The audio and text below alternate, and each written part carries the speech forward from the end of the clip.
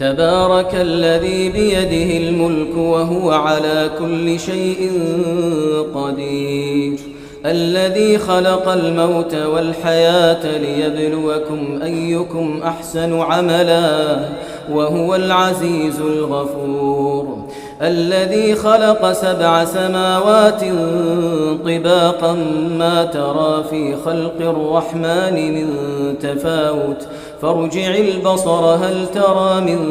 فطور ثم ارجع البصر كرتين ينقلب إليك البصر خاسئا وهو حسير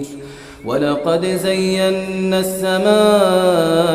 الدنيا بمصابيح وجعلناها رجوما للشياطين وأعتدنا لهم عذاب السعير وللذين كفروا بربهم عذاب جهنم